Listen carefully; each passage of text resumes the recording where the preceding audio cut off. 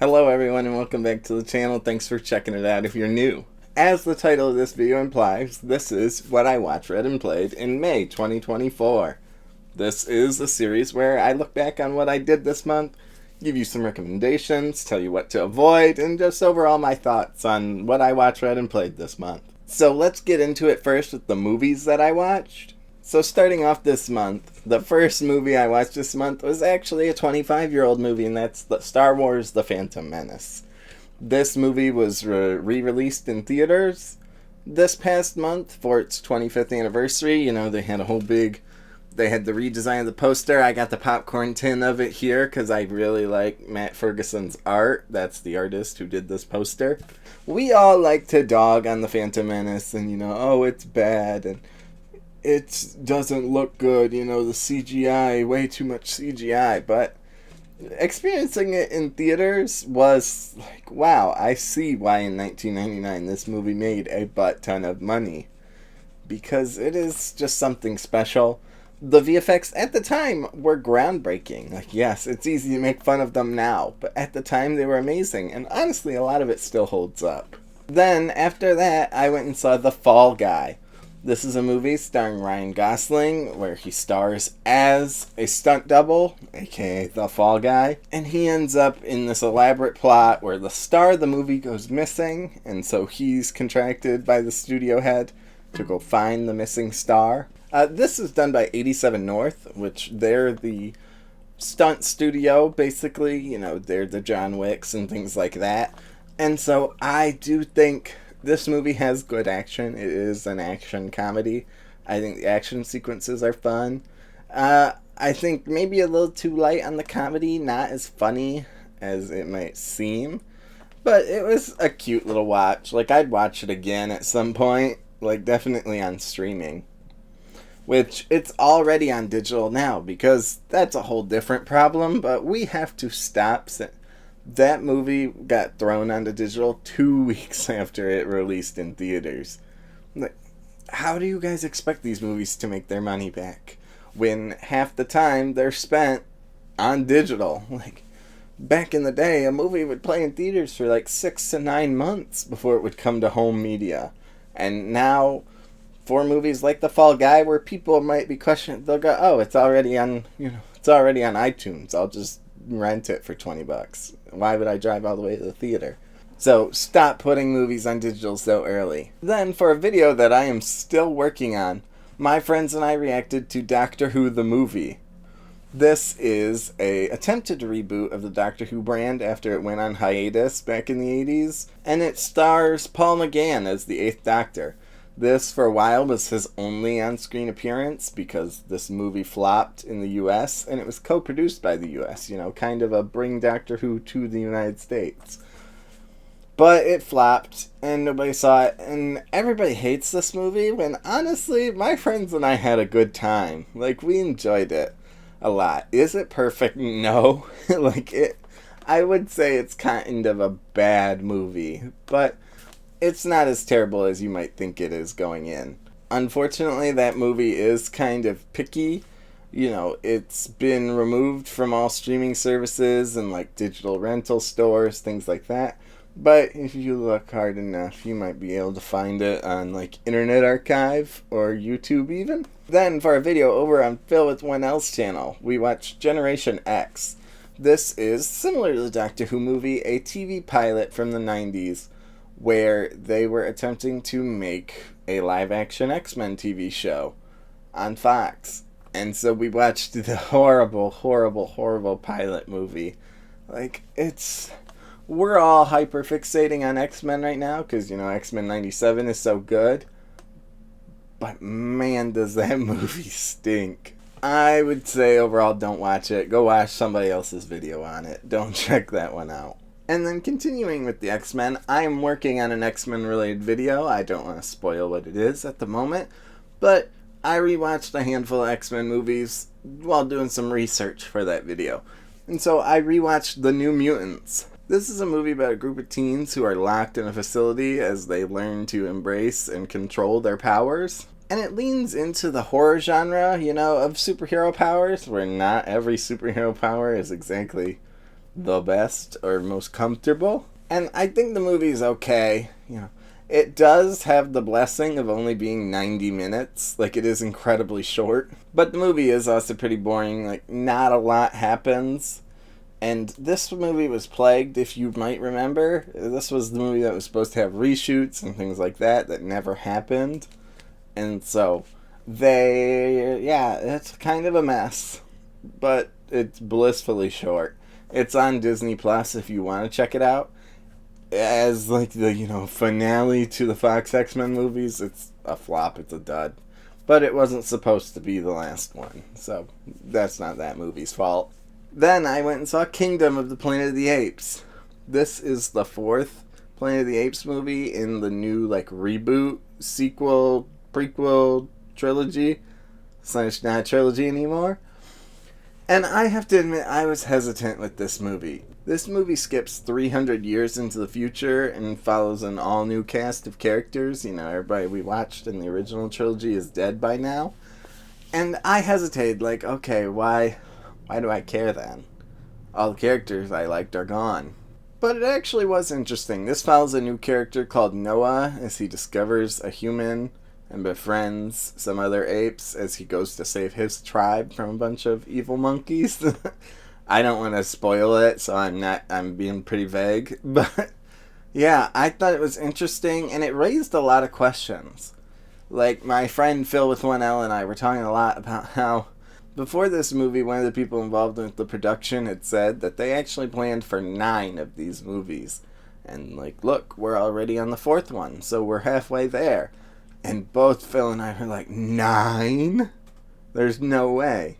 But after seeing this movie, I can at least see where we'll probably get 2 more with these characters to, close out this new trilogy and this new conflict. And then maybe, for the next 3, we'll again jump forward in time and follow a new group of characters.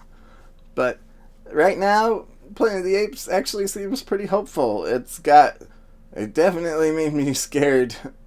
I was already scared of them. Obviously we know how dangerous primates can be, but woof. This movie, I don't ever want to be in the same room as any primate ever. But yeah, definitely go check that one out. It's in theaters right now. It'll be coming to streaming, and it'll most likely go to Hulu or HBO when it's ready. Not a movie, but I want to throw it in here. Because I'm a big Star Wars nerd, you know that if you've been here long enough. I watched all of Jenny Nicholson's Galactic Star Cruiser video. This is a video where Jenny, jumped on the sword for all of us and went and checked out the Galactic Star Cruiser hotel that is now gone at Disney World. This was their big woohoo, you're going to go on a Star Wars cruise. And I, myself, being the Star Wars nerd, of course, wanted to go on it. But I also knew it would have been irresponsible because of how expensive it was. And so Jenny puts a ton of time and research into her videos. And so it was really cool to see her really break down just how this whole thing utterly failed. And how now it's out of business. It's closed and shut down. I know the 4-hour runtime can be intimidating, but definitely go check it out when you've got time. Spread it out throughout your day. Listen to it while you're doing something else. Definitely give Jenny a watch, a like, a subscribe. Love her. Then, because of another upcoming release, I revisited Mad Max Fury Road.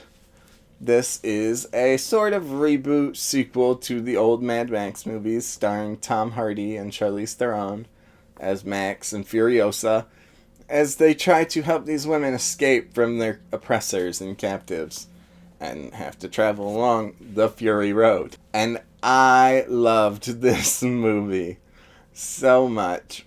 I did not love this movie way back when it came out in 2015. It was oh yeah, it's cool.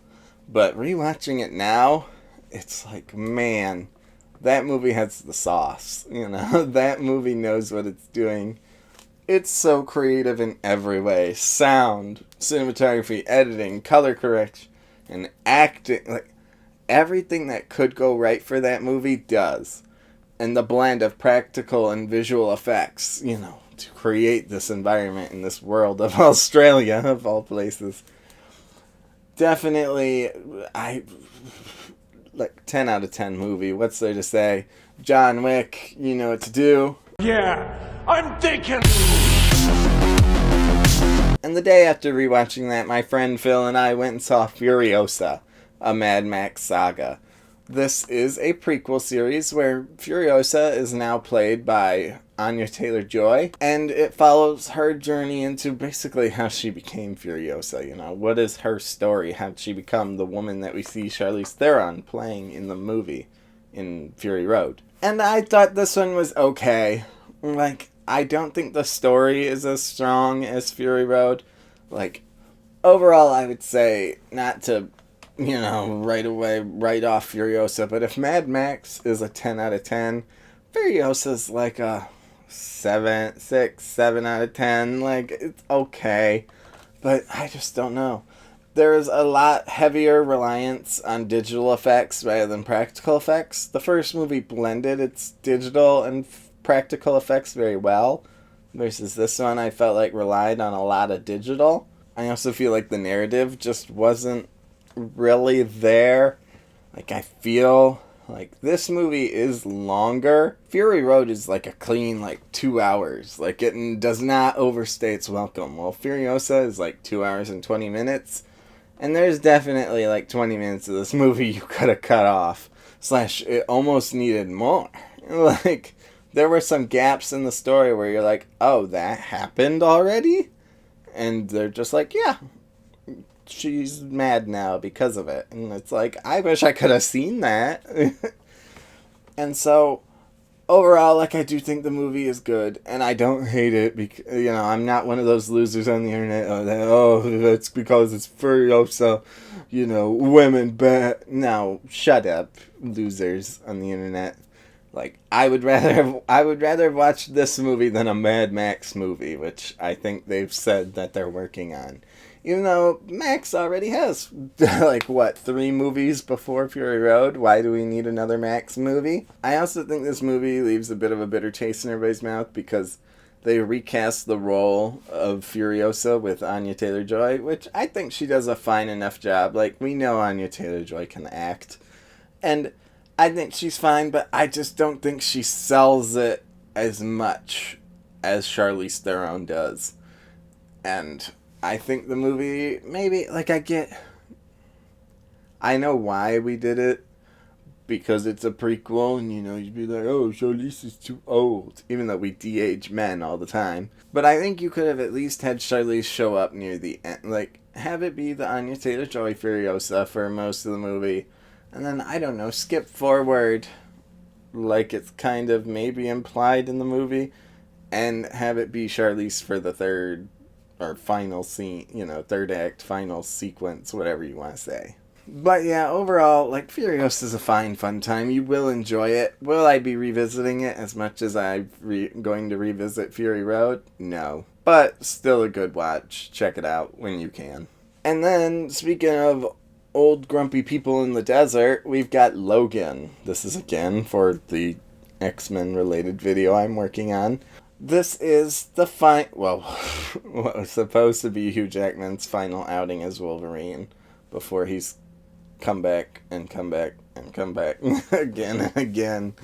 And so I am this movie follows an older Wolverine as he's dying, and he encounters, you know, X-23, Laura, as we'll learn her name is. Everybody knows this movie. You've seen Logan by now. But it follows Logan as he escorts this little girl across the country on a road trip.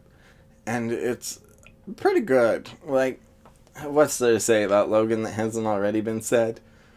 Hugh Jackman really brings it. Despite having seen the movie how many dozens of times, I did still get sad and cry about the ending. You know, definitely check that one out. It's streaming on Disney Plus right now. And then the last movie I checked out this month is one that I actually watched last year. If you've been following this series long enough, this is Little Alvin and the Mini Monks. This, you might be wondering what in the world. So this is a live action Alvin and the Chipmunks movies from 2003. And this is done by, like, the original creators, right holders of Alvin and the Chipmunks. Like, an independently done production that was straight to DVD and then disappeared for forever. You know, Phil and I discovered it in college, could not find a copy of it anywhere. Until last year, we finally found a copy on Internet Archive. And so we did a reaction to it. And I'm sure you can imagine, you know, Alvin and the other chipmunks are all puppets as they interact with this one human woman and they learn life lessons. You know, it's a movie for babies. But we checked it out. We did a reaction. And there was an audio corruption in the recording. And so that video, Phil scrapped that video. Until this year, Phil decided to try again. This time we were joined by more of our friends. And that video will be coming soon. Go check it out on Phil with One Else channel whenever he's got it done. Moving on to TV shows I watched this month. I finished X-Men the Animated Series, watching the 4th and 5th seasons, which I think that show is such a mixed bag. I just posted Phil and I kind of rambling, like just random thoughts we had on the show that we talked about last month. Yeah, I think this show is such a mixed bag. Season 5 is terrible, as most of you know. The show's 4th season finale was meant to be the series finale, but then Fox TV, you know, is like, no, one more. And so season 5 is only 10 episodes. The animation is horrendous. Like, Beast literally just looks like a blue person. He doesn't look like Beast anymore. The animation's terrible. The writing is terrible. Season 5, there's 2 good episodes in Season 5. You know, Graduation Day and then the Mr. Sinister's backstory episode. Those are the only 2 I like from Season 5. Season 4 has some good ones. One Man's Worth is a really good 2-parter. The Asteroid M 2-parter. A lot of good 2-parters in Season 4, actually. But all of that led up to why I watched all of this, and that is X-Men 97. And again, X-Men 97 is... Yeah, I'm thinking! This show is perfect. Like... in almost every conceivable way, it's made the X-Men cool again. Like, I was hit or miss with the X-Men in the past. I didn't love them, I didn't hate them. They just kind of existed. But now I'm obsessed. Like, I am reading X-Men, I'm watching X-Men, I'm playing X-Men video games. That might be a video in the future. I am obsessed with the X-Men now. Because they're so cool. The animation is beautiful. Like, a lot of people were scared when they announced that it was going to be, like, cell-shaded, like, 3D, you know, animation. But it looks so good. It's so smooth and clean. It looks better. That's a little unfair to say, but it does look better than the animated series. Season 1 is now finished on Disney Plus, and we've at least got 2 more seasons coming, so go check that out whenever you've got a chance. Then, for May the 4th, Star Wars dropped the 2nd season of Tales of the Jedi, this time Tales of the Empire. These are 6, like, they call them shorts, but really, they're TV episodes. Like, they call them shorts because they're like 15 to 20 minutes. Okay, well, a normal, 30-minute block of television is 22 minutes, so you're like 5 minutes short. You're a TV show episode. You're longer than any episode of, like, SpongeBob or Steven Universe is. But with that being said, so this follows 2 characters. This follows Barriss Offee after the events of Order 66, and Morgan Elsbeth, the character who's appeared in Ahsoka and The Mandalorian, who is Thrawn's right-hand woman. With that being said about how they're almost TV show, it's also still too short. It's 6 episodes, 3 follow Barriss, 3 follow Morgan. And obviously the Barriss episodes are more interesting than the Morgan. If you've seen Clone Wars, you know kind of Barriss' story, so to then see her after Order 66 is fun. But the show's not long enough. Like, the 3 episodes for Barriss are not enough, because they skip years of Barris's story, you know. Like, we see Barris after Order 66, you know, because she gets recruited by the Empire to, like, do you want to be an Inquisitor? And then we skip ahead and she's an Inquisitor. And then we skip ahead and she's questioning if she still wants to be an Inquisitor. And then we skip ahead and we skip ahead, like, we keep skipping these times. And it's like, if this were just, like, I don't know, four or five, like, full-length episodes, they could tell this story a little more fleshed out. Like, just give it a little more time to breathe. Instead of the 3, like, 17-minute, you know, basically 45 minutes. They're trying to tell this whole story of Barris in 45 minutes.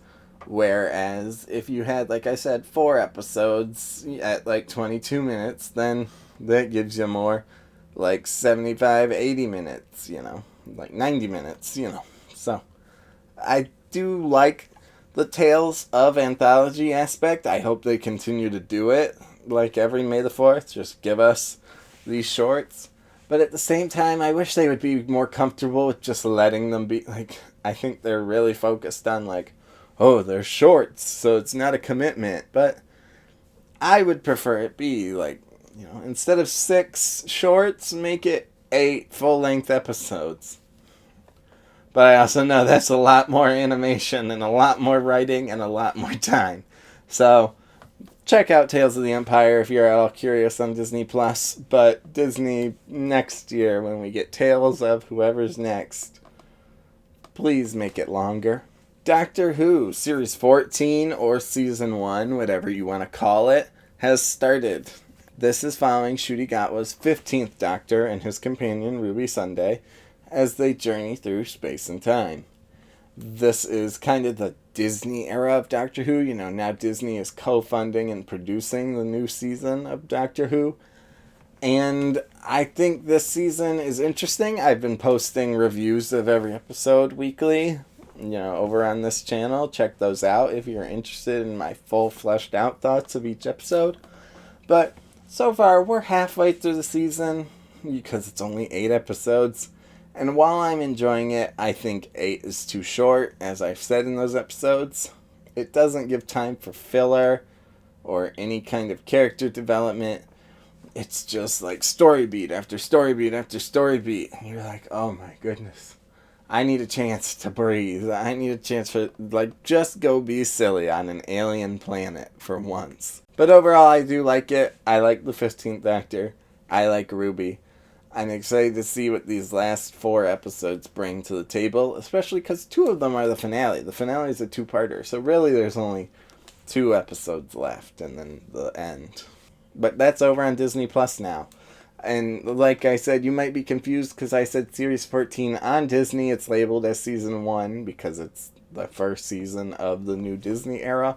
But most people are just considering it as the 14th season, you know, the ongoing show. Then, because I finished X-Men 97 and X-Men the Animated Series, I went and kind of took a glimpse at Wolverine and the X-Men.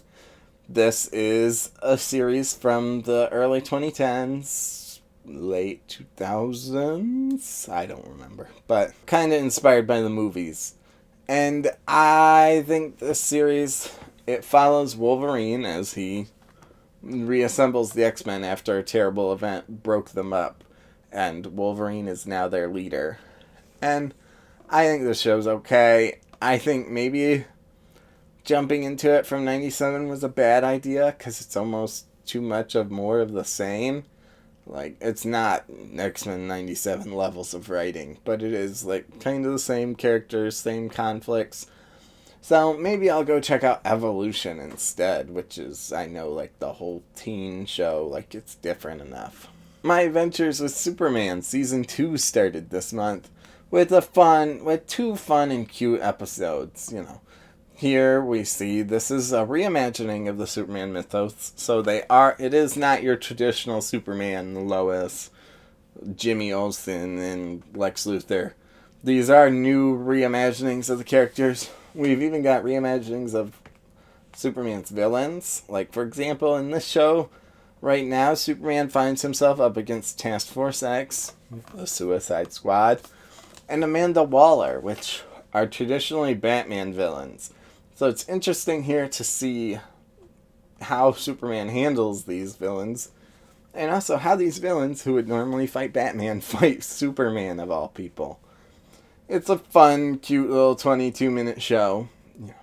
We're so far 3 episodes in, and so I'm excited to see where the show goes from here. And then finally, the last thing I watched was Hell of a Boss dropped the 8th episode of Season 2, The Full Moon, after a pretty long hiatus. I, of course, just watched the show at the beginning of the year after Hazbin Hotel. This is the series following a group of imps as they, make their living in hell as an assassination business. And in this episode, we see it mostly focuses on the relationship of Stolas and Blitz. I won't get into spoilers. But it explores, how they view each other and how they treat each other, while the other imps are fighting a battle that, again, I won't spoil. I don't want to spoil it. It's hard to talk about just one episode without spoiling it. So maybe I shouldn't have included it here, but I did want to mention it. It is out there. It is fun. I'm excited for more Hell of a Boss. We're supposed to get the next episode, episode 9, next month in June. And then we'll go on hiatus until October. So, some gaps. It is an independently produced show. And for being independently produced, it is incredibly well put together, in my opinion. You wouldn't know. If I showed this to someone and didn't tell them it was on YouTube, they would probably think I played it off of some streaming service. Alright, so let's take a look at what I read this month, because I actually did quite a bit of reading. So, as you can probably see from the bookshelf and what I've talked about before, I read a lot of sci-fi, fantasy, big IPs like Star Wars, DC, Marvel, that kind of stuff. And I wanted to try something totally different. And so, from my local library, I checked out the audiobook of Remarkably Bright Creatures. This is a story about a woman who teams up with an octopus from the aquarium she works at to solve the disappearance of her son. And I don't know if it's for me. Like I said, I haven't finished it. I don't know if I will. But it's interesting, but like I said, just not my cup of tea. Right now, the two, at least at the point I'm at, the two still haven't really, partnered up yet. They're still kind of serving their own goals. And then I assume, they're going to bump into each other and be like, oh, what if we... I don't even know how that's going to work. Is she going to be able to talk to the octopus? Yeah. I just thought it was interesting, and it was funny. You hear that pitch of the woman teams up with an octopus to solve the disappearance of her son. It sounds funny, and I am curious, if the book gets funnier once we get past this, establishing the characters and their relationship part of it. I have to say so. I don't want to knock people, but the audiobook is also not that great. I get, some people just read the book verbatim, and it is one of those books, There's no real inflection in the voice actor's voice, They just read it as, stop that, Tova screamed, versus, as someone else who might, stop that, Tova screamed. They're just reading straight off the page. Then, because of Nando V Movies and Morgan M. Steele, I checked out the Batman Fortnite comic, Batman Fortnite 0 Point. This is, think Groundhog's Day, but with Batman in Fortnite. So, in this comic, which, again, I read because Morgan M. Steele got me addicted to Fortnite, and Nando V Movies, during his charity cancer stream, talked about it and how he said it's actually a pretty fun book. And it is a pretty fun book. In this story, we follow Batman as he mysteriously wakes up in Fortnite. And like I said, it's like Groundhog's Day, where Batman, in Fortnite, how Fortnite works, hopefully. Most people do. It's a battle royale, 100 players, last man standing wins. And then the game resets. You start again. And that's where the Groundhog's Day of it comes from. So yeah, it is fun to see Batman Batman trying to learn how to play Fortnite inside of Fortnite. It is a fun, cute little comic. It also comes with some skins for the game if you're at all interested, at least the hardcover current copy. If you're watching this before May 1st, 2025. The code inside the book does say it expires May 1st, 2025. Yeah, so like I said, it is fun to see Batman, fight in Fortnite. There's this glider. It is meta about that kind of stuff. While also having a nice touching, he's not alone in Fortnite. Catwoman joins him, and then their dynamic is really cute. I will always root for Batman, Bruce and Selina. I will always root for those two because I'm addicted to the X-Men right now. I'm also checking out the ebook of the new X-Men by Grant Morrison. E is for Extinction.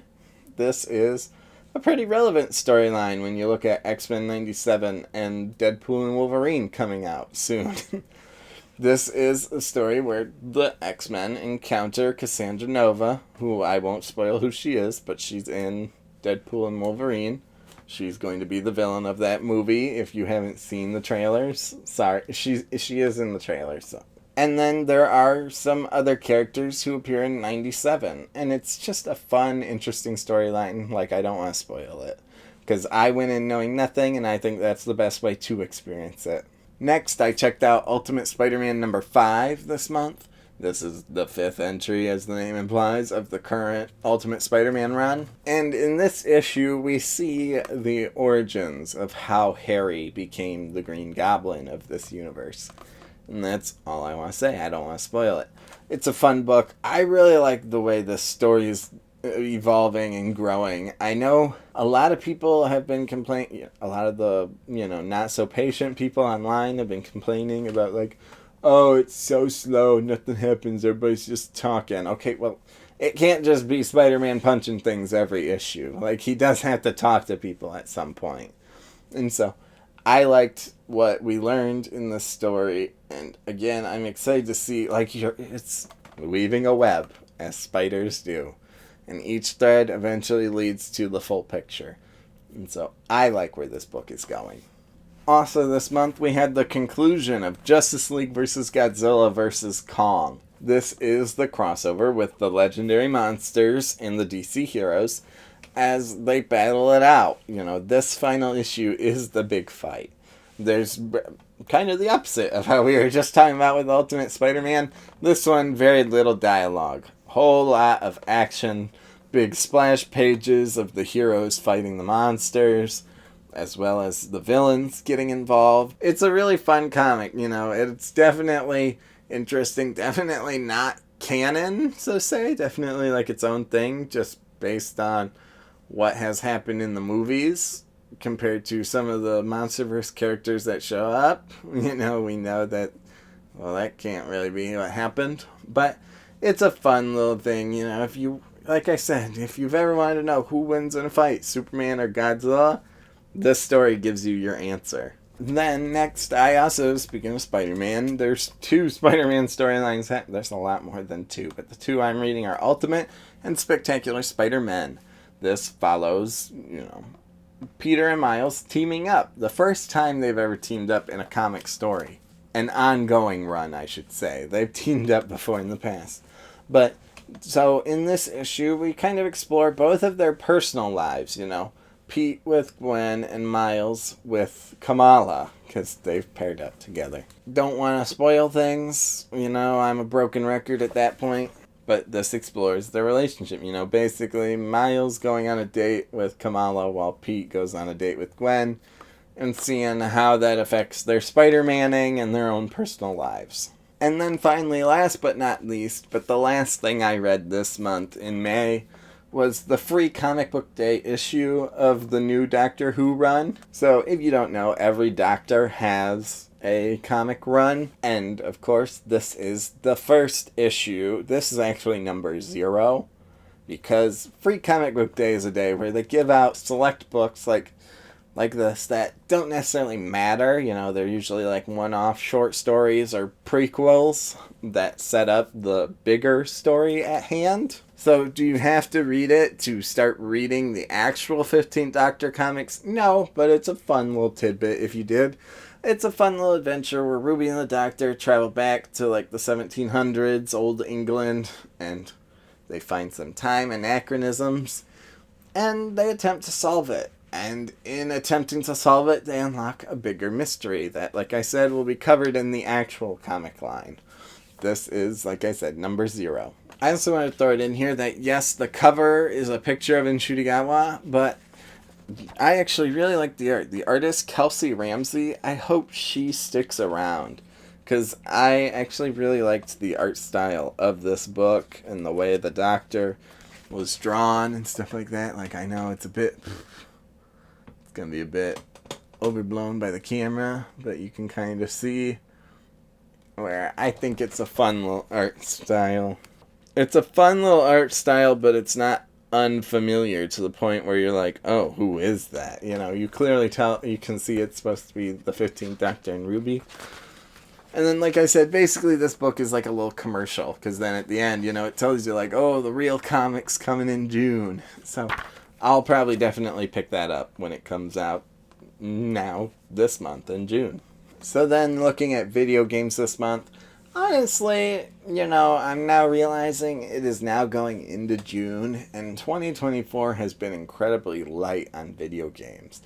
You know, we kind of stacked the beginning of the year with new releases like Helldivers and Suicide Squad Kill the Justice League, which that game's dead now because less than stellar updates. And so I just keep telling you about the same 2 games every month. I played Fortnite this month, which is the new season. It's the post-apocalyptic season. And this season features crossovers from Fallout, Lethal Company, X-Men, Pirates of the Caribbean is coming soon, Metallica. Like, this season is fun and interesting with those concepts.